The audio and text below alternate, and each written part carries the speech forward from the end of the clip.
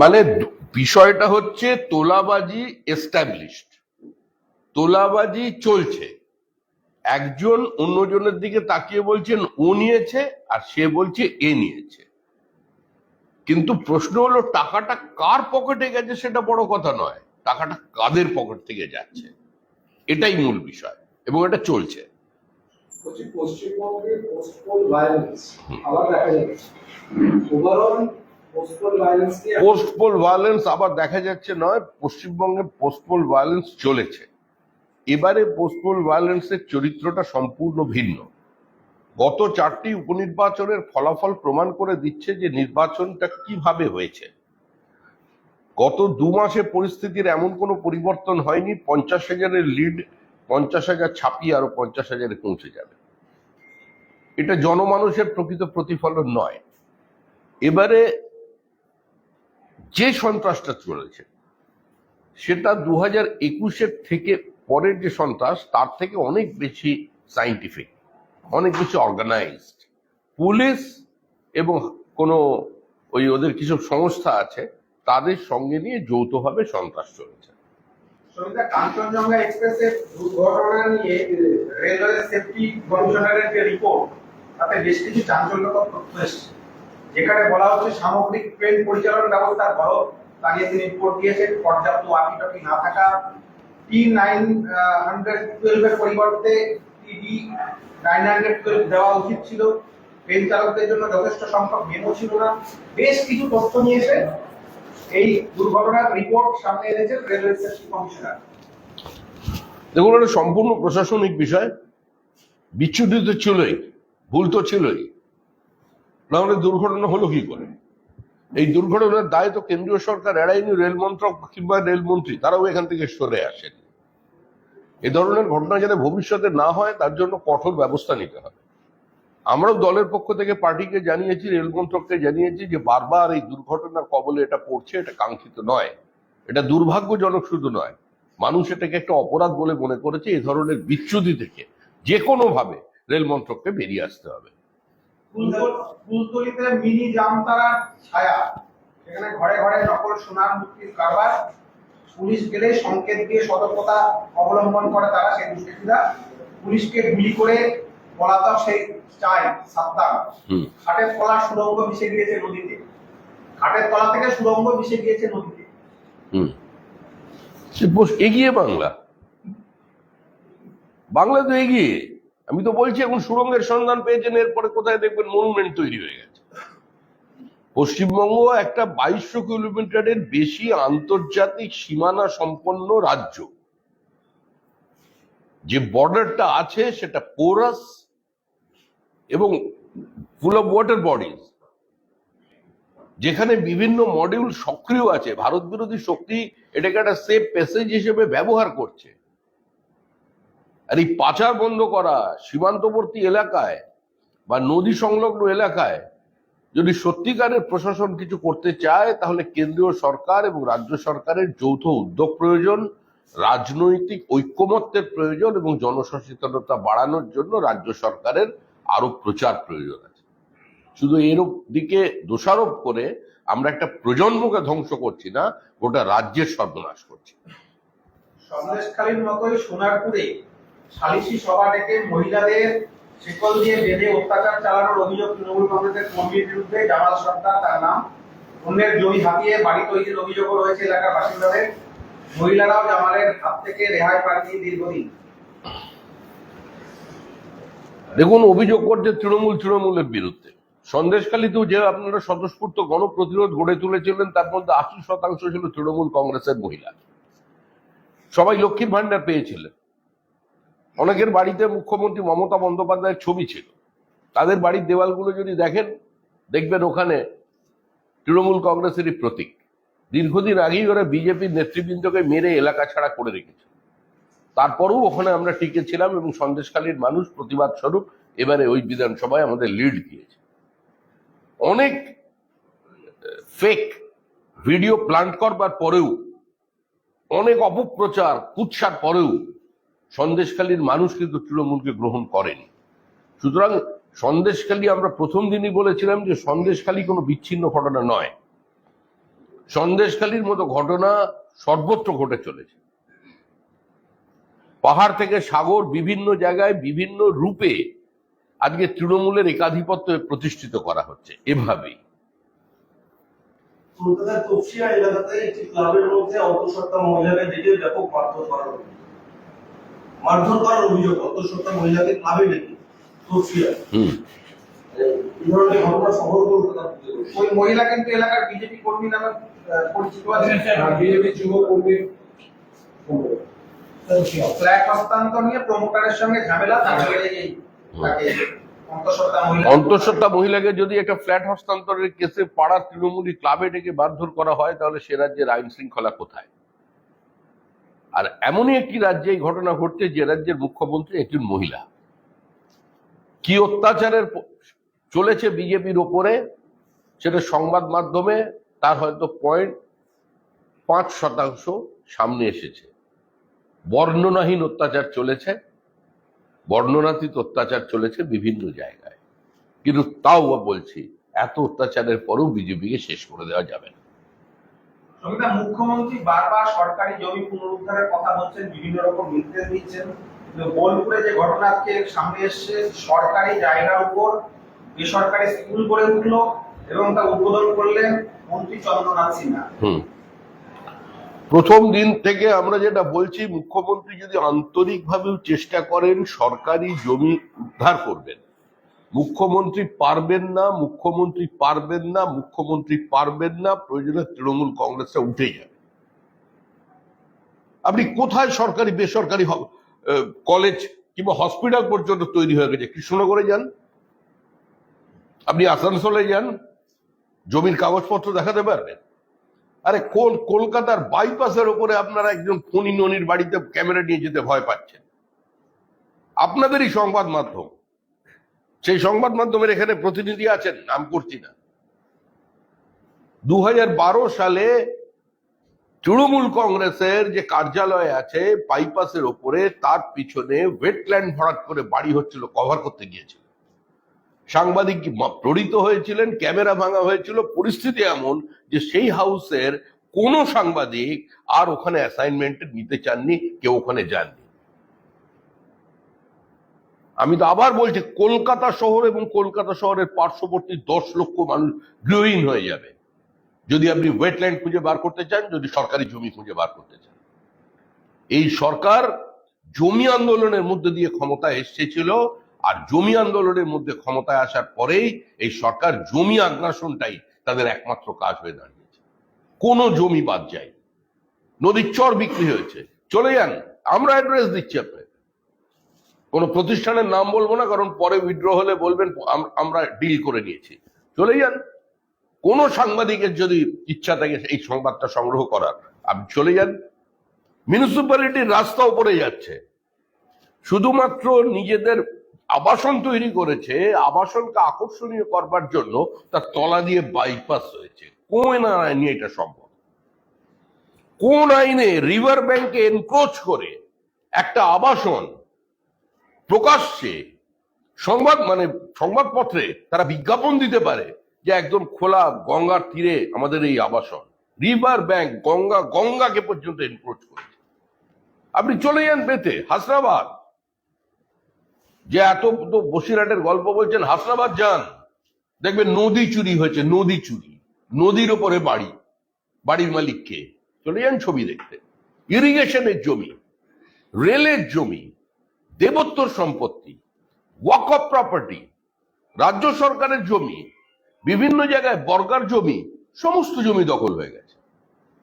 বাইপাসের উপরে 2 কাউন্সিলর, তারা তো দলিল দিচ্ছেন, লিখিত দলিল, রসিদ করে বিভিন্ন সরকারি জমির উপরে গুমটি বসিয়ে টাকা নেওয়া হচ্ছে। মুখ্যমন্ত্রীর ঘোষণাটা কেন? মুখ্যমন্ত্রীর তার ঘোষণা কি? ঘোষণা কেন?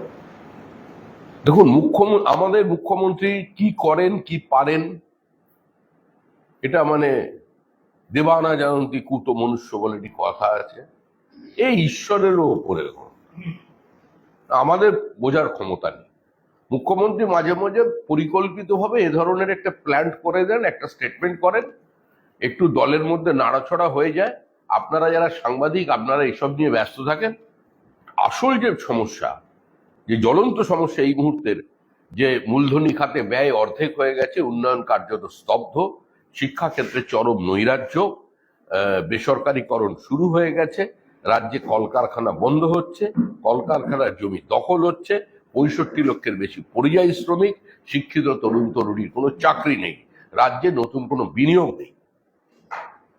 এই দৃষ্টি থেকে দূরে সরানোর জন্য এটা চলছে। অধিকার একটা খবর পাওয়া যাচ্ছে, দেশের সুরক্ষা ব্যবস্থা এবার হস্তক্ষেপ তৃণমূল। ডিআরডিও একটি ক্ষেপণাস্ত্র উৎক্ষেপণের জন্য পূর্ব মেদিনীপুরে একটি জমি নিয়েছিল পাতিতে। সেখানে আমিন সোহেল বলে একজন ব্যক্তি ডিআরডিওর কাছে হস্তক্ষেপের অভিযোগ পাওয়া যাচ্ছে। ব্যক্তি না, পঞ্চায়েতের ঘটনা। পঞ্চায়েতের উনি হরিপুর। বিরোধী দলের তার কি বক্তব্য? ওখানে বলছেন যে 2 লক্ষ টাকা ডিআরডিও থেকে বলেছে যদি আমরা মিসাইল টেস্ট করি দুদিনের জন্য মাঝিদেরকে আমরা যেতে দিতে পারি না মাছ ধরতে। তো তখন ওরা বলেছে তাহলে মাঝি রাখাবেই, বলছে অ্যাসেসমেন্ট রিপোর্ট দিন একটা। ডিআরডিও কে 11 লক্ষ টাকার একটা অ্যাসেসমেন্ট রিপোর্ট দেওয়া হয়েছে, সে ক্ষতি হয়ে যাবে। ডিআরডিও বলেছে আমরা 20 লক্ষ টাকা দিতে প্রস্তুত, কিন্তু কাজটা করতে দিতে হবে। তখন ওরা এবার দাবি করছে না, কাজ এখন নির্বাহী করতে দেওয়া যাবে না, পঞ্চায়েতের লোকজনকে আটকে দিচ্ছে। দেখুন, দীর্ঘ দিন ধরে ওখানকার কিছু স্থানীয় মানুষ ডিআরডিওর এই প্রজেক্টকে কার্যত ডিসরাপ্ট করছেন। একই ঘটনা করছে তারা করছে অশোকনগরে। ওএনজিসি তাদের যে পরিকল্পনা সেটা বাস্তবায়িত হতে দেরি হচ্ছে, তার মূল কারণ হচ্ছে তৃণমূল কংগ্রেসের দখলদারি। তৃণমূল কংগ্রেসের কাছে দেশের আভ্যন্তরীণ নিরাপত্তা, দেশের পররাষ্ট্র নীতি, দেশের সামরিক শক্তি বৃদ্ধি এগুলো কোনো ইস্যু নয়। তৃণমূল কংগ্রেসের কাছে ইস্যু একটাই, যে কোনো মূল্যে যে কোনো ভাবে টাকা তুলতে হবে, আর কেন্দ্রের যে কোনো পরিকল্পনা যা দৃশ্যমানতা আছে তা থেকে মানুষের দৃশ্য সরিয়ে রাখতে হবে। এর জন্য এই বিরোধিতা চলছে। কিন্তু শ্রমিকরা এটাও খবর পাওয়া যাচ্ছে মমতা বন্দ্যোপাধ্যায়কে নাকি চিঠি লিখেছিলেন ডিআরডিও যারা রয়েছেন, তারা চিঠি কিন্তু লিখেছেন, স্বাভাবিকভাবেই কোনো উত্তর আসে স্বাভাবিকভাবেই মমতা বন্দ্যোপাধ্যায় যদি পদক্ষেপ নিতেন, মমতা বন্দ্যোপাধ্যায় যদি চিঠির ওপরে অ্যাকশন নিতেন, তাহলে কারো কোন পঞ্চায়েত প্রধানের ক্ষমতা আছে মমতা বন্দ্যোপাধ্যায়ের আদেশের বিরুদ্ধে, নির্দেশের বিরুদ্ধে গিয়ে কাজ করার? এখনো পর্যন্ত সে অবস্থা তৈরি হয়। সুতরাং যেটা হচ্ছে এটা তৃণমূলই অবস্থান, এটাই ধরে নিতে হবে। কিন্তু এখানে আরেকটা জিনিস বলা হচ্ছে, আমিন সোহেল নামক ব্যক্তি ওই জমির ওপরে নাকি চিংড়ি চাষ করতো, সেই জমিতে যদি কেউ পা দিত তাকে 20 লক্ষ টাকা জরিমানা দিত, হবে তাহলে 20,000 টাকা জরিমানা দিত।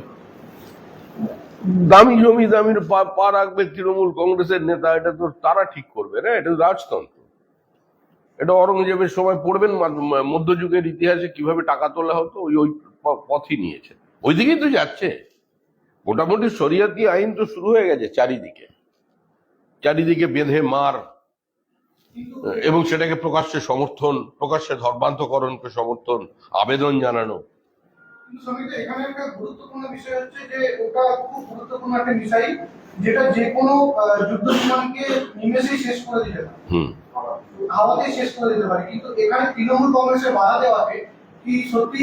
না, প্রথম কথা হচ্ছে ভারতবর্ষের আভ্যন্তরীণ নিরাপত্তা এবং দেশের নিরাপত্তা, দেশের পররাষ্ট্র নীতি, সর্বোপরি দেশের সামরিক শক্তি বৃদ্ধি হলে তৃণমূলের কি বুথে লিড পাবে? প্রশ্নটা এইখানে। প্রশ্নটা কোন যুদ্ধ বিমানকে ধ্বংস করছে সেটা নয়, প্রশ্নটা হচ্ছে পাশের পঞ্চায়েতে সেখানে যদি কোনোভাবে এই সরকারের জনপ্রিয়তা বেড়ে যায়, এটা কিন্তু লেখালেখি হবে, তাহলে কি তৃণমূলের লিডটা কমে যাবে?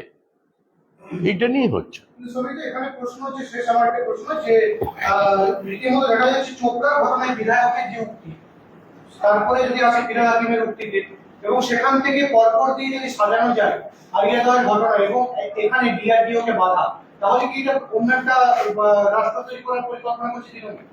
দেখুন, তৃণমূল হয়তো খুব ইচ্ছাকৃতভাবে নতুন রাষ্ট্র তৈরির পরিকল্পনা করছে না, কিন্তু তৃণমূলের জ্ঞানে বা অজ্ঞানে তৃণমূল যে কাজ করছে বা তৃণমূল যে পরিস্থিতিতে গোটা পশ্চিমবঙ্গকে নিয়ে যাচ্ছে, তাদের 1946 সালের অবস্থায় পশ্চিমবঙ্গ পৌঁছচ্ছে। আবার কিন্তু এ রাজ্যে আবার ভানু বোস কিংবা গোপাল মুখার্জিদের প্রয়োজন আছে, তাহলে কলকাতার মানুষ বাঁচবে না। ভোট লিস্টে দেখা যাচ্ছে বিভিন্ন আধিকারিকদের ঘটনাপথে ফিরিয়ে আনছে রাজ্য সরকার, এবং আজকে রাজীব কুমার নির্বাচন কমিশন সরিয়ে দিল নির্বাচন প্রক্রিয়াতে, হুম তিনিও আজকে রাজ্য পুলিশের ডিজির দায়িত্ব পান দিলেন। হুম সেটা অত্যন্ত স্বাভাবিক বিষয়। মুখ্যমন্ত্রী তো বলেছেন প্রশাসন এবং যদি সিআইডি বা অন্যান্য ইন্টেলিজেন্স ঠিকভাবে কাজ করতো বিজেপি 12টা আসনও পেত না। তিনি তো প্রকাশ্যে বলেছেন। তো এখন তিনি যাদের নিয়ে এলে বিরোধী শূন্য করে দেওয়া যায়, তার একাধিপত্যটা সর্বস্তরে প্রতিষ্ঠিত করা যায় এবং দলটাকে সরকারটাকে সর্বগ্রাসী করে ফেলা যায়, তার জন্য তিনি তো শপথে আবার স্বমহিমায় সকলকে প্রতিষ্ঠিত করবেন, এটাই তো স্বাভাবিক। আচ্ছা, শোভন চট্টোপাধ্যায়কে দলে তৃণমূল কংগ্রেসে ফেরানো নিয়ে তৃণমূলের অন্তরে কলহ তৈরি হয়েছে। একসময় কংগ্রেস করা, পরবর্তীতে কালে বিজেপি নেতা হওয়া এবং তারপরে তৃণমূলে ফিরে যাওয়া জয়প্রকাশ মজুমদার বলেছেন এইভাবে তো আসা যায় না, আবেদন করতে হবে। কল্যাণ ব্যানার্জি তখন বলেছে জয়প্রকাশ মজুমদার আবার কবে আবেদন করে তৃণমূল কংগ্রেসে এসেছে। এটা ওদের ব্যাপার, ওদের দলে আসা যাওয়া চলতেই থাকে। মাঝে আমাদের দলেও হয়েছিল, অনেকেই এসেছিলেন, আবার ক্ষমতার অলিন্দে তারা সম্পৃক্ত হতে ভালোবেসে তারা তাদের জায়গায় আবার চলে গেছেন। আর এদের নিয়ে খুব একটা বেশি মানুষ আলোচনা করছে কি আমার মনে হয়। দাদা, গত রবিবার সুকান্ত মজুমদার একটা মন্তব্য করেছেন যে সংগঠনে জোর দিতে হবে, এজেন্সির ওপর না।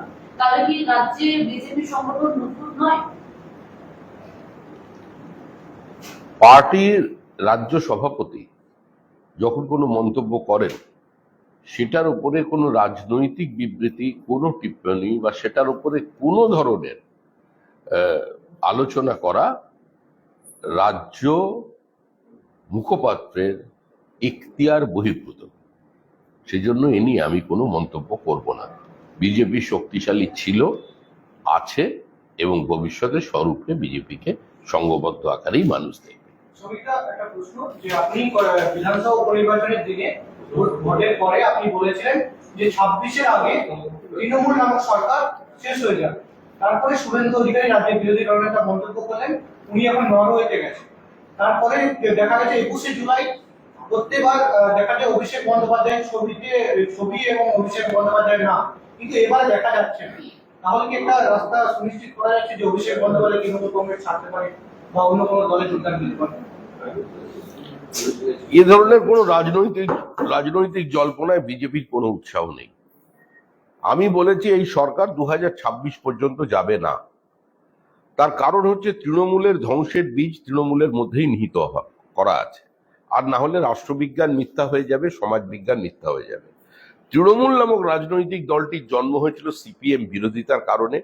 সিপিএম বিরোধিতা এবং সিপিএম বিরোধিতা ডাইলিউটেড হয়ে গেছে 2011 সালে তথাকথিত ক্ষমতার পট পরিবর্তনের পর।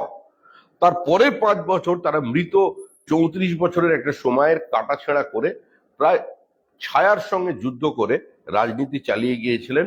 তারপরে শুরু হয়েছিল অন্ধ মোদী বিরোধিতা, কেন্দ্র সরকার বিরোধিতা।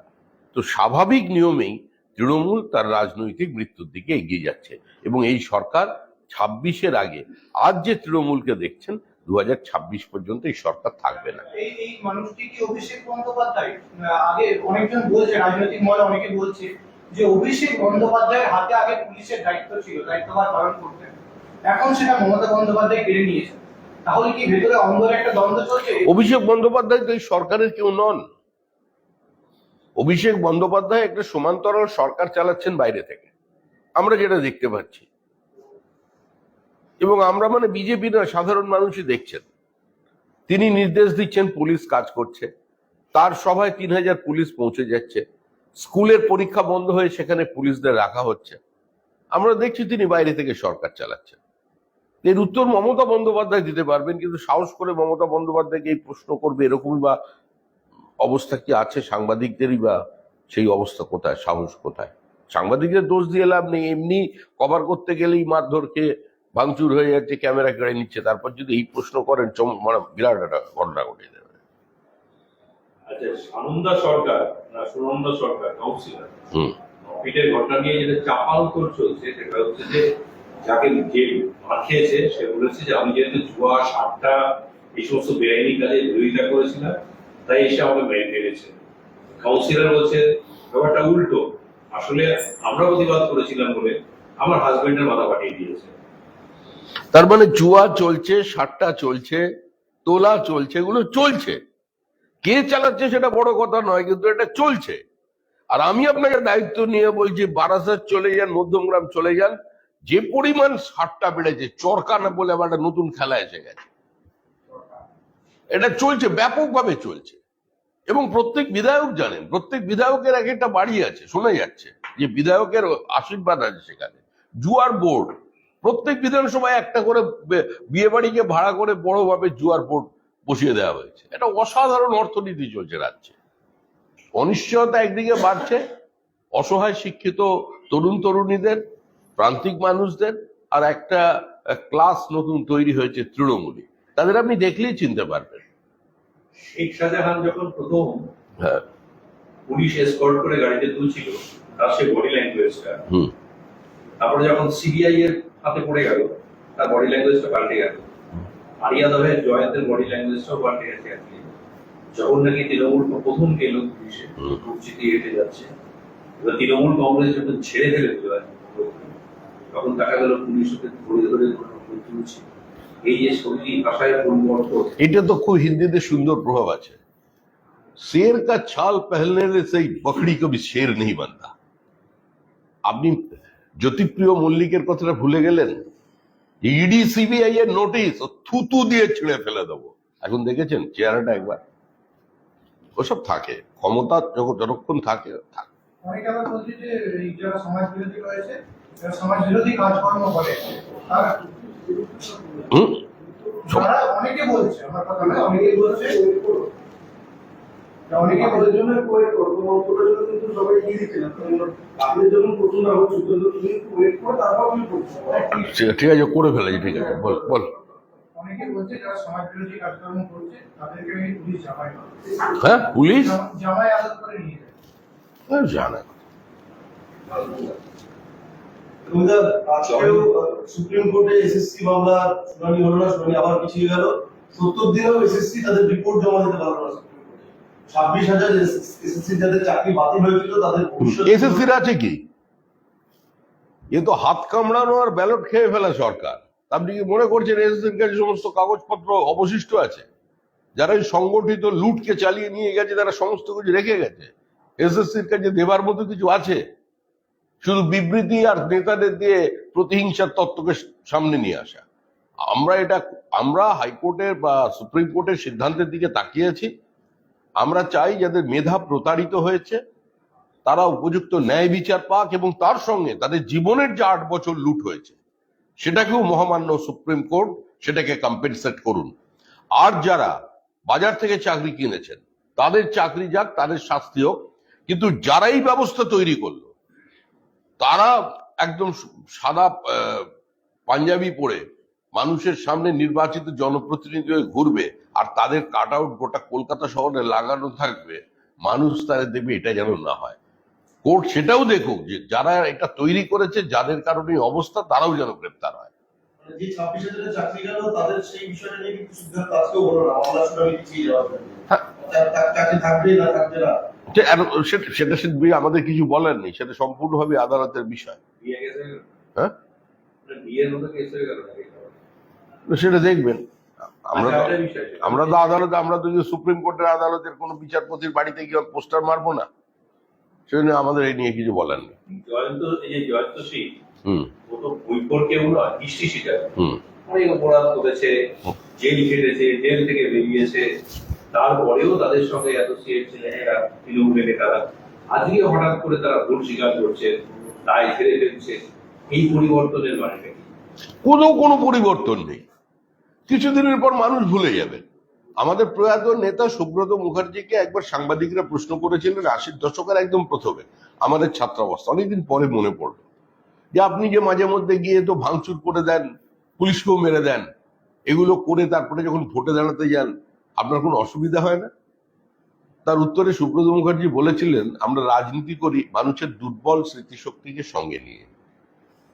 মানুষের যদি স্মৃতিশক্তিটা একটু থাকতো তাহলে মানুষ অনেক ঘটনাই ভুলতো না। এটাও সেরকম হবে, কিছুদিন পরে আপনি অন্য প্রশ্নে চলে যাবেন। আরেকটা হচ্ছে যে কাউন্সিলর বনাম কাউন্সিলর, হুম। এই তো আজকে নতুন কিছু না। এর আগেও দেখা গেছে কসবাতে হয়েছে, নানা জায়গায় হচ্ছে, এবং বারবার করে যেটা অভিযোগ হচ্ছে যে তৃণমূলের বিরুদ্ধে জমি দখল, বেআইনি কাজকর্ম, সাপটা, কাটমানি, এই অভিযোগ আমার কোনো লক্ষণ দেখা যাচ্ছে না। মানে থামবে না, এটা থামতে পারে না। একটা রাজনৈতিক দলের যদি একমাত্র দর্শন হয় যে জো জিতা ও সিকান্দার এবং বুথে লিড দেওয়া, যেখানে দলকে ঐক্যবদ্ধ রাখবার জন্য কোনো সিমেন্টিং ফ্যাক্টর নেই, যেখানে নির্দিষ্ট কোনো কর্মসূচি কিংবা মতাদর্শ নেই, শুধুমাত্র দখলদারির মধ্যে দিয়ে একটা রাজনৈতিক দল বেঁচে থাকতে পারে না।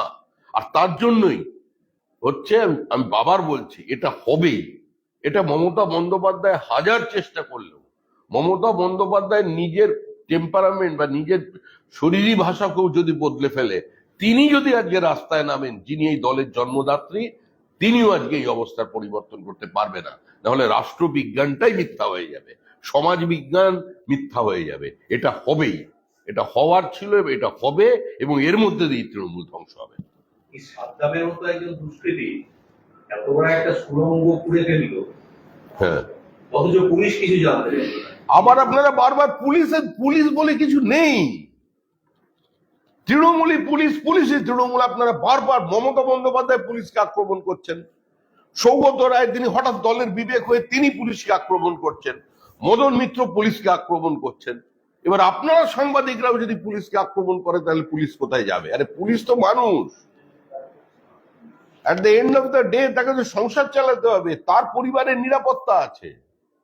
আর পুলিশ কেন এই ঝামেলার মধ্যে যাবে? 75-25 যে সুন্দর বিষয়ে ভাগ আছে, তার মধ্যে তো পুলিশ আছে। আপনারা তো একবার আমলাদের কথা বলছেন না, আজকে শুধু নেতাদের কথা বলছেন। নেতারা লুট করছে, নেতারা ভালো জামা কাপড় পরছে। পশ্চিমবঙ্গে যে আইএস অফিসাররা আছে, তাদের অধিকাংশ স্ত্রীদের গিয়ে দেখুন, প্রত্যেকটা পার্টিতে আলাদা আলাদা জুয়েলারি সেট। প্রত্যেকের সার্চ করতে বলুন, প্রত্যেকের কাছে 2-3টে করে ক্রেডিট কার্ড বেরোবে অন্যের নামে, বাজার করছে অন্যের পয়সায়। 3 তলার উপরে, 2 তলার উপরে সুইমিং পুল বানিয়েছে। কত টাকা রোজগার করেন, কত মাইনে একজন আইএস অফিসারের, কতবার বিদেশ ভ্রমণ করছেন। সারা পশ্চিমবঙ্গ একটা লুটের রাজ্য বানিয়েছে সবাই মিলে। আজকে মদন বলছে, সৌগত বলছে, এর আগে অভিষেক বন্দ্যোপাধ্যায়, মমতা বন্দ্যোপাধ্যায় ইমিডিয়েটলি বলেছেন কাটমানি কোড, প্রমোটার, দুর্বৃত্ত, এদের কোন কাটমানি নেওয়া বন্ধ হয়েছে? এদের সঙ্গে সম্পর্ক রাখা যাবে না। আরে শুনুন, বাম জমানায় সিঙ্গেল উইন্ডো সিস্টেম ছিল। আপনি যে কোনো প্রমোটারের সঙ্গে কথা বলুন, বাম জমানায় নির্দিষ্ট জায়গায় পার্টি অফিসে একটি নির্দিষ্ট টাকা, এমনটা বড় ছিল না, 70 দিলে আপনাকে কেউ ডিস্টার্ব করতো না, বা তারা ভাবে নিয়ন্ত্রণ করত। সেই সময় কিছু দুষ্কৃতী ছিল, তারা বুঝে গেছিল যে এইগুলো হচ্ছে রোজগারের রাস্তা। ক্ষমতায় যখনই পট পরিবর্তন হয়েছে, যারা হারমাদ বলে সিপিএম যাদের চিহ্নিত করেছিল, সিপিএম এর যাদের, তারাই হয়ে গেছে তৃণমূল। শুধু তৃণমূল হয়নি, তারা তৃণমূলের নির্বাচিত জনপ্রতিনিধি হয়ে গেছে। এখন আপনি কোনো বাড়ি তৈরি করতে গেলে প্রমোটারের কাছে গেলেই, প্রথম প্রমোটার যখনই যাচ্ছে কাউন্সিলরের কাছে, প্রথমে এফআইআর কত, প্রফিট কত বেরোবে। আপনি 5 তলার, আমি দক্ষিণ দমদমের কথা বলছি, 5 তলার স্যাংশন আছে, 8 তলা করো, একটা ফ্লোর আমার। কোনো দক্ষিণে একজন কাউন্সিলর 3 নম্বর পারলে একটা গ্যারেজ আমার। এভাবে পয়সা নিচ্ছেন সবাই। যে কোনো একটা ভূমিকম্পে আমাদের এই দমদম ধ্বংসের পথে চলে যাবে। জলস্তর নামছে, কলকাতার জলস্তর নামছে। আপনি এখান থেকে গড়িয়া পর্যন্ত যান, আমি হাত জোর করে সংবাদ মাধ্যমের কাছে বলছি, ভবিষ্যৎ প্রজন্মকে বাঁচানোর স্বার্থে, কলকাতা শহরকে বাঁচানোর স্বার্থে, দয়া করে একবার রুবি থেকে শুরু করে আপনি গড়িয়া পর্যন্ত যান। তার বাঁদিকের যে অংশে যত আবাসন তৈরি হয়েছে, সমস্ত গ্রিন বেঞ্চে মামলা চলছে, সমস্ত মামলা ঝুলে আছে, ওয়েটল্যান্ডের ওপর বাড়ির পর বাড়ি হয়ে গেছে। কে ব্যবস্থা নেবে? মুখ্যমন্ত্রীর ক্ষমতা, এই মুখ্যমন্ত্রী বললে এগুলো সব বন্ধ হয়ে যাবে? এই বাইপাসের উপরে যত জমি, নস্কর আর রানী রাসমণিদের জমির ওপরে, এই যে ফণি আর ননিরা সব বাড়ি বানিয়েছে, একটার পর একটা পুকুর বুঝিয়েছে, 9খানা পুকুর বোঝানো আছে ভেতরে। স্যাটেলাইট পিকচার স্পিকস ইটসেলফ, সত্য কি মিথ্যা কি করে হচ্ছে? কোথায় গ্রিন বেঞ্চ? কোথায় গ্রিন বেঞ্চের বিচারপতি কি করছেন?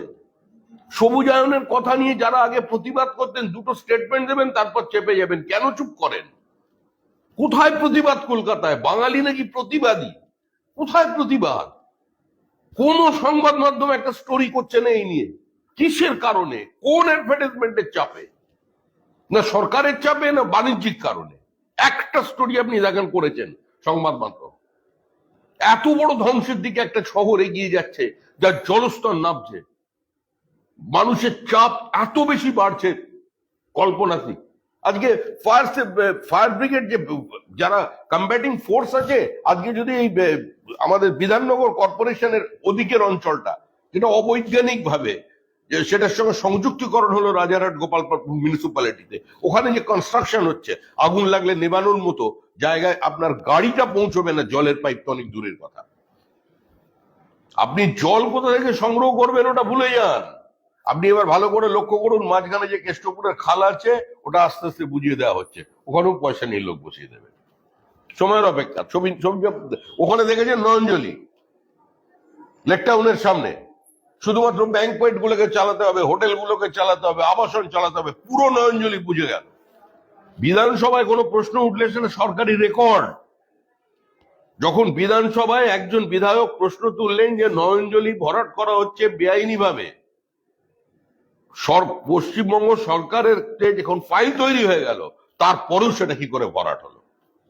চারিদিকে পুকুর ভরাট চলছে, জলাজমি ভরাট চলছে, আর ববি হাকিম বিবৃতি দিচ্ছে, মুখ্যমন্ত্রী বিবৃতি দিচ্ছেন। সরকারি জমি ক্ষমতা আছে উদ্ধার করার?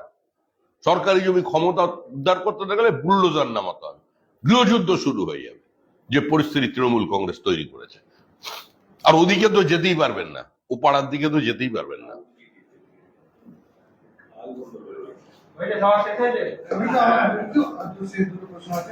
আজকে এসএসসি মামলায় সুপ্রিম কোর্টে এসএসসি ভূমিকা নিয়ে আজকে প্রশ্ন করলেন রাজ্যের আইনজীবী কল্যাণ বন্দ্যোপাধ্যায়। এসএসসির ভূমিকা নিয়েও প্রশ্ন তুলছে আজকে রাজ্যের আইনজীবী কল্যাণ বন্দ্যোপাধ্যায়। না, কল্যাণ বন্দ্যোপাধ্যায় রাজ্যের আইনজীবী কোনো সুচতুর ভাবে রাজ্য সরকারকে এসএসসি থেকে আলাদা করতে চাইছে, এটা অত্যন্ত স্বাভাবিক। তারা এটা মানুষের সামনে দেখাতে চাইছে এসএসসি একটা স্বশাসিত সংস্থা, এর সঙ্গে রাজ্য সরকারের কোনো যোগ নেই, বা রাজ্যের নেতা মন্ত্রীদের কোনো যোগ নেই। আসলে উদ্দেশ্য একটা, কারোর চাকরি বাঁচিয়ে দেওয়া নয়, চাকরি পাইয়ে দেওয়া নয়, প্রতারিত মেধাদের বিচার দেওয়া নয়, রাজ্যের যারা দুর্নীতিগ্রস্ত আছেন, যারা সম্পূর্ণভাবে এই লুটের সঙ্গে যুক্ত, তাদের রক্ষা করা। তো তিনি তার কাজ করেছেন, রাজ্যের হয়ে কথা বলেছেন, তিনি সেই দল করেন।